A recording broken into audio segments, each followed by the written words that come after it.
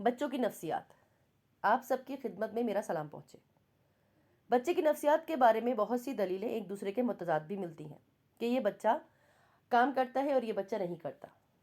میرا اس سے ایسا کوئی تعارف تو نہیں تھا، میں سائیکالوجی کے بارے میں اتنا نہیں جانتا تھا جتنا میرے ہمسفر جانتے تھے۔ میرا یہ واقعہ 1952 کا ہے اور مجھے یہ شہزاد کی فرمائش پر یاد آ رہا ہے۔ بہت دیر کی بات ہے، میں 1952 میں ملک روم میں تھا۔ روم یونیورسٹی میں اردو پڑھاتا تھا اور ساتھ ساتھ فرانسیسی یعنی کہ فرینچ اور اطالوی یعنی کہ اٹیلین پڑھاتا تھا۔ وہاں پر ہمارا ایک دوست تھا مسعودی ریاق، وہ بہت اچھا مصور تھا۔ میری بہت اچھے سے مراد یہ کہ اس کی تصویریں گاہے بگاہے بک جاتی تھیں اور وہ ہمارا دوست تھا۔ اب دوست تھا تو اس کے ساتھ ادھر اللے تللے میں ہم روم گھوم لیا کرتے تھے۔ اب وہ اچھا شریف آدمی تھا، ہمیں بہت آسانی ہو گئی کیونکہ اس کے پاس پیسے ہوتے تھے۔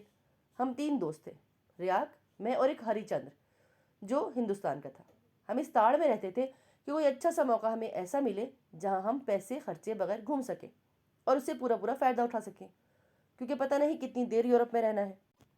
تو ان دنوں 31 دسمبر 1952 کو ریاق کی ایک تصویر بک گئی تو اس نے کہا میں تمہاری دعوت کروں گا ویاونی ٹوکیو پر، جہاں پر پریمیسز ہیں۔ بہت قیمتی سڑک ہے، جیسے ہمارے ہاں شاہراہ قائد اعظم ہے۔ اس ریسٹورانٹ میں جس کا نام علی بابا 40 چور تھا، وہ ایک بہت بڑا ریسٹورانٹ تھا، ایک بیسمنٹ میں۔ ریسٹورانٹ میں بہت خوبصورت 40 مرتبان تھے، ستونوں کی جگہ بنے ہوئے، ان کے اوپر چھت اٹھائی ہوئی تھی اور اس کے اندر آرکیسٹرا بڑا خوبصورت بجتا تھا۔ ہماری خوش قسمتی کہ وہاں پر اکثر ایکٹر لوگ زیادہ جاتے تھے، عام آدمی کی اتنی پہنچ نہیں تھی جو وہاں پہنچ سکتا۔ تو یہ جو ہمارا اینتھونی کوئن تھا، اس کو وہاں آنے کا بہت شوق تھا۔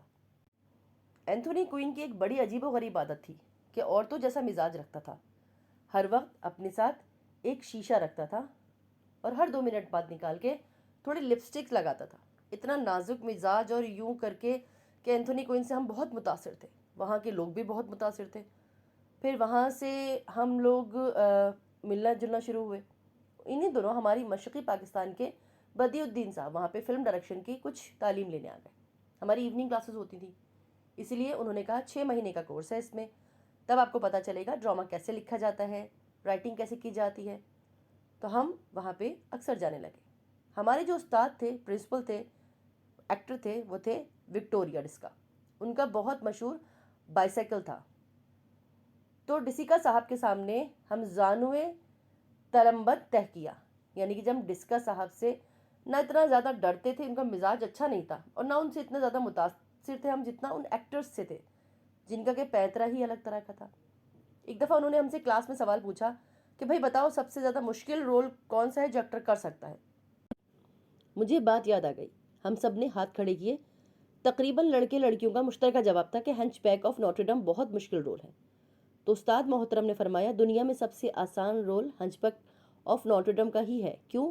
ٹوٹی ہوئی ناک، گندی شکل، بد نصیب آدمی، ساری ہمدردیاں تو اس کے ساتھ ہیں۔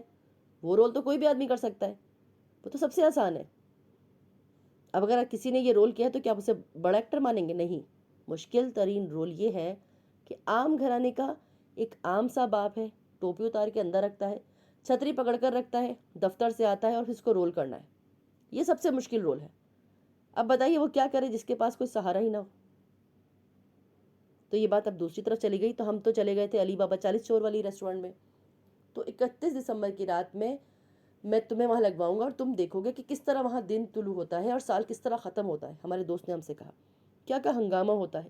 ہم بڑے خوش تھے، ہم وہاں چلے تو گئے، جا کے دیکھا تو چھم چھم بینڈ باجے بج رہے ہیں، دنیا جہان کے ایکٹریسز اور ایکٹرز آئے ہوئے، تقریباً سارے وہاں پر موجود تھے۔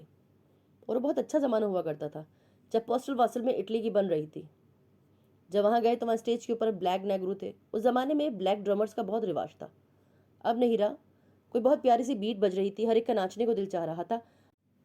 اچانک ریاق اٹھا، ہم سمجھے کہ شاید کوئی اپنی چیز، کوئی ڈرنک، کوئی سگریٹ وغیرہ لینے گیا ہے۔ جا کر وہ ان سے ملا، میوزک والوں سے، پھر لوٹ کر واپس آیا تو اچانک اعلان ہوا سینوری سینوری بنراچے اوکانتین دے پاکستان وطرا دی نسارلی۔ میں سمجھا ہمارے درمیان کوئی پاکستانی موجود ہے جو بہت اچھا کھانا بجانا کرتا۔ میں نے سوچا شاید ہوگا کوئی۔ اے ڈی اے علی پروفیسرو اولانوستی پروفیسرو۔ اب جب انہوں نے یہ کہا تو میری جان عذاب ہو گئی۔ مجھے گانے کا کچھ پتہ نہیں کیا ہوتا ہے، شاید اب یاد ہو، پر وہاں ایسا نہیں کہہ سکتے تھے کہ میرا گلا خراب ہے، ایسا نہیں کر سکتا، ویسا نہیں کر سکتا، یہ تو بہت ہی برا لگتا ہے۔ اب میں کہہ رہا ہوں یا اللہ مجھے کوئی ایسی بات یاد دلا دے کہ میں کیا گا لوں۔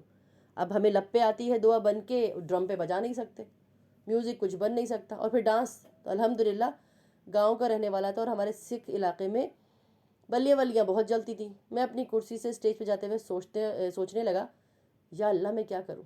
اچانک بولی یاد آ گئی، شاید یہی کچھ کام دے جائے۔ اسٹیج پہ گیا تو اسٹیج فیئر ختم ہو گیا۔ بہرحال کچھ بھی کہیں، ریڈیو کی دنیا سے تعلق تو تھا میرا۔ وہاں پہنچ گیا، اپنے کان پر ہاتھ رکھا، سٹائل جو اپنا ہوتا ہے۔ میں نے کہا بوری والا چڑھیا کار، وہ چارہ گیڑا والا میں نے گا دیا۔ پھر جب شروع ہوا تو لہر اٹھ گئی، جناب ادھر سے چمکدار چمکدار، بس مجھے یہی بند آ رہا تھا، اس کے علاوہ مجھے کچھ گانا ہی نہیں یاد آ رہا تھا۔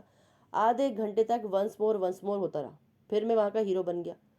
اچھے اچھے گانے والے آئے ہوئے تھے، نامور گانے والے پیچھے ہو گئے۔ انہوں نے کہا نہیں سینیورے نہیں، اشفاق احمد پاکستان سے، نہیں۔ میں نے کہا جی میرا اتنا ہی گانا تھا۔ اب جب میں بیٹھ گیا تو میں نے کہا میں تم سے بدلہ لوں گا۔ اب چونکہ مجھے اتنی ششک مل رہی تھی تو لوگ خود آ گئے مجھ سے دستخط کروانے، آٹوگراف لینے کے لیے۔ اب میں اس کو آٹوگراف دے رہا ہوں، اس کو آٹوگراف دے رہا ہوں، اشفاق احمد۔ میں جس میز پہ بیٹھتا ہوں وہاں پہ ایک معزز چودھری بنا ہوا تھا، میری تو ایک میز بن گئی، اس پہ ایک بہت ہی گریسفل خاتون بیٹھی تھی، اکیلی چپ چاپ۔ انہوں نے جب پلٹ کر میری طرف دیکھا تو میری سٹی گم ہو گئی۔ ان کا کچھ ایسا چارم، ایسی پرسنالٹی تھی ان کی۔ میں ان کے پاس ادب سے چلا گیا۔ انہوں نے کہا سی کم، میں بیٹھ تو گیا، تو اس نے کہا مجھے گیو می سائنس، مجھے بھی دیں آٹوگراف۔ میں نے لکھا بخدمت ملکہ عالیہ، اور نیچے اپنا نام لکھ دیا۔ تو وہ انگریزی میں پوچھتی ہے کہ واٹ ہیو یو ریٹن؟ میں نے کہا I have written your name, you look like a princess. بڑی آرزو تھی مجھے، میں اس لیے خوش ہو کے اٹھ کے آیا کہ اتنے قریب سے اتنی بڑی آرٹسٹ کو دیکھا۔ تو میں آپ کی خدمت میں آ گیا۔ وہ کہنے لگی تھینک یو ویری مچ۔ تو میں نے کہا کہ میرا بڑا دل چاہتا ہے کہ آپ کے خاوند جو ہیں وہ بڑے ایکٹر ہیں، تو کیا میری ملاقات ہو سکتی ہے رسول نصاب سے؟ تو اس نے کارڈ دیتے ہوئے مجھے کہا مجھے رنگ کیجئے، میں آپ کو وقت دوں گی کہ فلاں دن اور پھر فلاں وقت۔ میں نے وہاں سے آ کے سب کو بتایا۔ ایک دن میں نے ٹیلی فون کیا تو اس نے کہا آپ آئیں اور دوپہر کا کھانا ہمارے ساتھ کھائیں۔ ریسنٹلی باوجود کہ وہ سیٹ پہ ہوں گے، لیکن انہوں نے وعدہ کیا ہے میں آ جاؤں گا اور اکٹھے کھانا کھائیں گے۔ دین ہم تم کو گھر کا ہی ایک فرد سمجھتے ہیں۔ اس نے کہا بالکل، آئی ایم آنرڈ، بڑی عزت افزائی کی بات ہے۔ تو لو جی، میں وہاں پہنچ گیا کار چلاتا ہوا۔